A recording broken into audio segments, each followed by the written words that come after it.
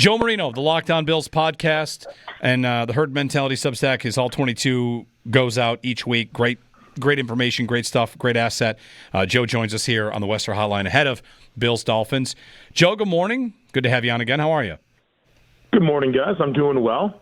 Short week, everything's smushed together, but we're getting it done. Yeah. Let's quickly review the Jet game, and maybe we focus on a couple individuals here. James Cook, of course, had a huge day, but I'll ask you about Joey Bosa, who, going into the game, I know you had predicted that maybe Bosa would have a big day. He flashed against the Ravens, showed some ability to win from the edge, and now he has another big day and another forced fumble. And I wonder, if you're thinking about projecting him for the year, how much better this could get, how much of a game wrecker he could be, or is he just a kind of a cog on an improved defensive line? So what do you make of Bosa 2 games in, and where could it get to? Yeah, I'm really excited about where Bosa's at, and I thought he really turned it on late last season. You could tell he was healthy and looked like the vintage Joey Bosa, and I think he's really kind of carried that over into the early season here in Buffalo. And he's on his game. He's obviously a very talented football player. It's a top 5 NFL draft pick that's had a lot of production in the NFL. It's really just been about injuries. But you saw him get healthy late last year. He's actually said that's where he started to feel got his best. And then he's been healthy to start this season. And you just see him getting off the ball with a lot of quickness and a lot of confidence. He's powerful. His rush moves are well-timed. And you've heard him recently talk about just the fit in Buffalo, whether it's, the actual defense and getting back to playing hand in the dirt 4-3 defensive end, where, for the Chargers, he really played 3-4 outside linebacker and was in a 2-point stance. And you heard him in his press conference a couple days ago talk about and he's in a 2-point stance. He never felt like his feet were right, and he's trying to get it in the right position, and it takes away from his get off. But when he's in a 3-point, he can really get off the ball, and he's playing more tighter alignments, right, which gets him closer to the action, which he really likes. And so, that fit in the defense is something that Bosa is obviously excited about. But I just also think there's a mental side and a human side to Joey Bosa, and I'm not going to slander the Chargers. I don't think that's necessary. But you could tell that he's reinvigorated with his trip to Buffalo. And, a guy that getting back to that college atmosphere that he played at Ohio State, obviously what Bills Mafia and that environment's like, but, getting away, right, something new, a new challenge, refocus, resetting. He's talking about his fiance and how she's enjoying the area, and they're talking about watching the ducks in their backyard. And, all of these things matter. He's talking about, he's never been so connected to his teammates. He's never been so happy after a win. The guy has some new energy about him. So you get this really talented football player in a new spot. He's healthy. He's on his game. He's playing in the type of scheme that unlocks more of who he is. He even said in his press conference this week, he's like, my body type is just so much better for what they're asking me to do here in Buffalo. So it's a really nice situation. I think you're seeing just kind of the tip of the iceberg of what he can do. And where I get excited is how this defense continues to improve and what that means for a guy like Joey Bosa, whether it's some of the reinforcements that are going to come, whether it's just its defense settling into a new style, and it's very much a new style. You're seeing 3 linebackers, you're seeing heavy boxes, you're seeing blitzing, you're seeing man coverage. There's a lot of new on this defense, and as it continues to settle into what it needs to be, I think you'll see more and more playmaking from Bosa. So great start, stay healthy, and I think the best is still yet to come. Quickly on Bosa, a little more on when you say body type, how the Bills are asking him to do things a little differently than the Chargers might have. Well, yeah, I mean, it really comes down to he's playing hand in the dirt 4-3 defensive end with the Bills. And, Bosa is what's he listed at? 6'5", 280. You talk about outside linebackers in a 3-4. Those are 6'4", 240, super lean and bendy guys. And, Bosa's a pretty complete player, but he's a power player at his core. And for him to be able to be in tighter alignments, right? Not as much stand up outside of tight ends. He's playing more in a 6-eye, which is, kind of inside of that tight end, puts him tighter, right? It reduces those angles for him based on alignment. So it's more tailored for what his skill set is. And you could tell he's excited about it based on what he said this past week. The second and third level of the defensive performance, Joe, they stopped the run, they stopped the pass. You saw the corners get in even on run stops in the backfield. It felt like even behind Bosa and the D-line that everyone behind them had a great game too. Yeah, it was a really cohesive defensive performance. I thought Bobby Babbitt simplified some things and just they played a lot better. And I think a lot of that is who they played, right? The Jets are not a team that you look at offensively and think much of their talent. When you talk about weapons, it's Garrett Wilson. That's about it. You've got Justin Fields, who he's on his third team after being a high first round pick for a reason, right? He's got his own limitations. It's game two of this entire system, right? And you get ahead by 10, by 2 scores really with 10 minutes into the game, and that puts the Jets into a style of game that they don't want to play, right? So I think there was a lot of game script and talent issues that helped the Bills play better. But I think that's important. You want this team to start to find some confidence defensively to buy into what they're being asked to do. And so, yeah, I think you certainly are mindful of the context of the game, but you want to build some momentum. It's kind of been the conversation is you had a bad matchup against Baltimore in week 1. Then you kind of have this opportunity to find your stride and get some schedule softens up a little bit. And, so far the Bills are taking advantage of that, and I like where it's headed. The matchup with Miami, we can sometimes talk about Baltimore as a bad matchup, maybe in large part because Baltimore is good at what they do, not just because of what they do. For Miami, it's an offense that has had some success in the McDaniel era and the Tua Tagovailoa era, but the matchup against the Bills seems like it's never really been that good for them. What is it about the Bills that they're able to do with Tua and a Mike McDaniel offense that leads them to consistently beat them? Well, I hate to just go with the game script route, but I think it's really important. The Dolphins and a lot of the teams in the AFC East, they're very game script dependent, right? The games have to go a certain way for them to be successful. And, Tua's a limited quarterback, but when he can play in rhythm, right, which is a lot of their scheme throws and first read, get the ball out. He's got a quick release. He's accurate on short throws. He's a good anticipatory player. He can operate in that rhythm. He can be really effective. And then, it's also what they can do to complement their run game, right? It's a potent run game. But the problem is they can never stay in a game script that allows them to play the style they want to against the Bills in particular.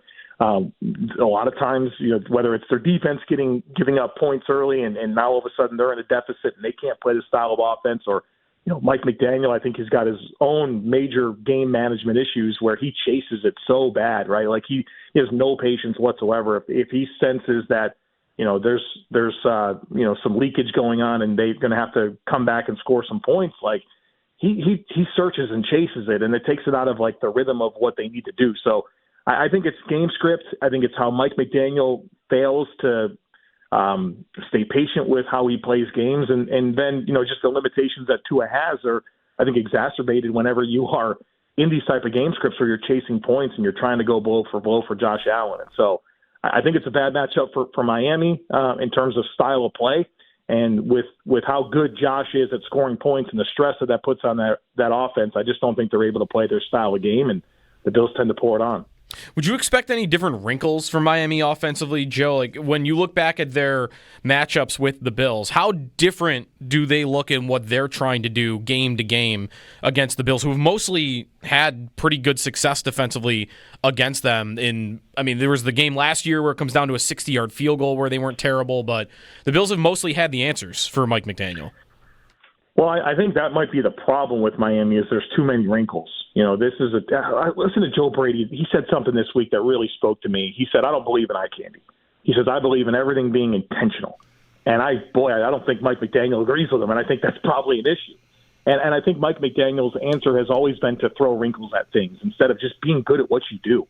And, I just look at this coaching staff. They have Mike McDaniel's a head coach and play caller. They have an offensive coordinator. They have a passing game coordinator. They have a senior passing game coordinator. They have a run game coordinator. It's how many cooks do you need in the kitchen for an offense that's in year 4 under Mike McDaniel that can't get out of its own way when it comes to procedural issues and having the right amount of players in the huddle and getting play calls in on time and motion being timed up correctly to not get delayed game penalties or not going forward at the snap. It's embarrassing how many issues this team just has procedural. And so I think there's a simplification that needs to happen with Miami. And that was the whole appeal, is like you continue with continuity. You know, you don't have Jonnu Smith, but you have Tua and Jalen Waddle and Tyreek Hill and Achane and your center's back. Like, there's some good continuity in some spots here for Miami. And you feel like you're watching a team that's in their first year of the system. And so, you know, I think there's a simplification more than wrinkles needed for Miami to have a better chance of being consistent with their offense.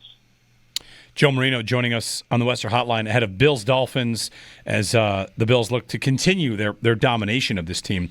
You know, Joe, looking around the league, I kind of want to get your thoughts on some other contenders. We've spent so much time on the Chiefs over the years, and of course the Ravens have entered that mix as well. And the Bills' pursuit of the 1 seed, here we are 2 weeks in, and it looks like things are setting up very nicely. There could be a couple other wrinkles, one of which is the Chargers. And I want to know if you believe in them and what they're doing right now. 2-0 and doing it in a way that they don't normally do it. They're throwing the ball a lot and a lot more than any other team. So how about a matchup there? Like if a hypothetical Bills-Chargers matchup, what do you like about the Chargers? How real are they? And what would that matchup look like, do you think? Yeah, I give the Chargers a lot of credit. I think you make a good point there where their style is just different than what you expected, where they're throwing the ball a ton. And I mean, nobody likes to hype up their players more than Harbaugh, right? And he's calling Derwin James the greatest safety he's ever seen. I'm sure you've seen some of his quotes on Herbert. Like, I mean, boy, wants this guy to marry his daughter, it sounds like, you know? And so you forget that Herbert passed for 5,000 yards in his second season, right? Like, he's a guy that's capable of being a high-volume passer. You know, I think that the goofy coaching of Brandon Staley, you know, really kind of took away from his development and you know, like the overall effectiveness and success of what that team should have been with a quarterback like Herbert. So I buy in on Herbert. I've watched Herbert plenty of times and think, boy, that guy's one of those different ones, right? That can be a catalyst, a reason why you win games. He's unbelievably gifted. And, you know, the receivers have really come on, right? McConkey's a dude, and Quentin Johnson has really emerged, and Keenan Allen, like, he's at home with the Chargers. He's a meaningful piece of what they could do. And you kind of think about Greg Roman and Harbaugh, and you think about running the ball, right? They got a first-round running back in Omarion Hampton and a good offensive line, but that really hasn't been effective for them at all. It's been throwing the ball. And I'm sure that gives them more and more confidence to be this type of team. And really, you know, when Herbert got back from injury last year, their pass rate over expectation was skyrocketing, right? Like number one, and it continues to be number one. So I like where their offense is at. I think their run game will get better.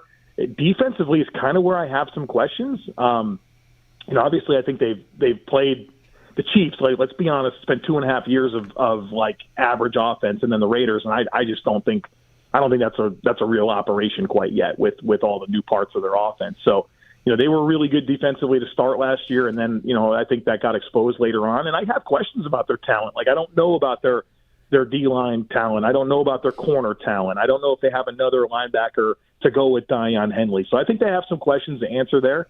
But, you know, year two in their scheme defensively with some new pieces, you know, I'm sure they'll want to hit their stride. But, yeah, I take the Chargers seriously. I really do. And I'm sure they have a lot of confidence in who they are and, you know, the style of football they're playing lately. Khalil Mack with that injury could hurt, too, depending on what happens there. Do you, after seeing the Chiefs through 2 weeks, do you think they're going to have a tough time tracking the Chargers down 2 games back already?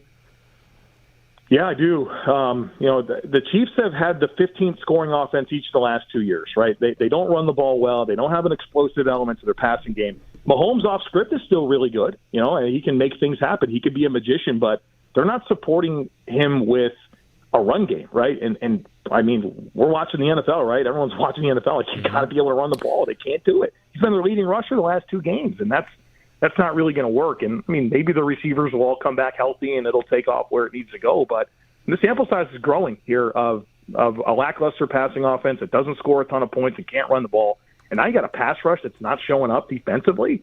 You know, that's going to put a lot of stress on a defense that wants to run man coverage and blitz. You know, and you know, I think they're a little undermanned with their pass rush right now, and they got some questions offensively. And you know, I think there's some tension, right? I mean, we're watching the Chiefs, right? It's Travis Kelce, you know, getting mad at the offensive line, then Travis Kelce gives the ball to the Eagles, and you know, he's making mistakes, and you got Drew Tranquill and Chris Jones, you know, at odds with each other. Chris Jones freelances, goes inside, loses the game. There's some things going on, right? Yeah. I'll be the last guy on planet Earth to rule out the Chiefs, but you're lying to yourself if you don't see some issues right now. Joe Marino of the Locked On Bills podcast joining us here. Joe, back to the Bills before I let you go. You know, the everybody eats scenario, it's working. We heard from Elijah Moore there at the top of the segment. And I wonder what your thoughts are on two players, guys that we would think would be a big part of this that, you know, they have to different degrees here.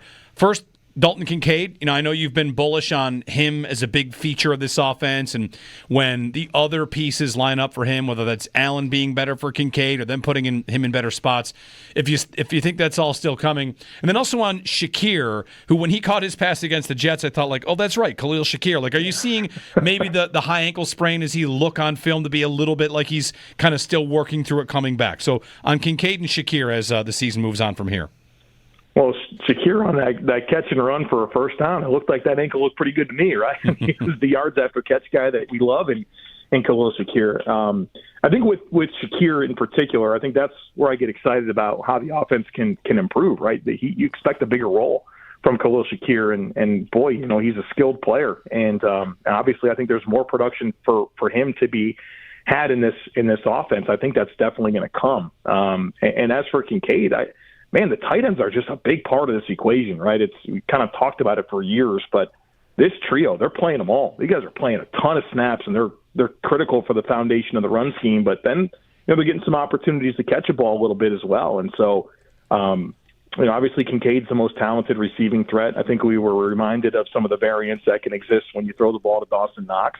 Hawes is certainly, you know, it's 2 targets. He looks pretty good on both of those catches, but you know, really the guy that could be the difference maker is Kincaid. And I think he's off to a good start. I wonder if the volume will ever be there for any one player, you know, that's not Josh Allen or James Cook in this offense. But it's about opportunities and what guys do with them. And it feels like that's been a good story to tell so far for Kincaid. Yeah.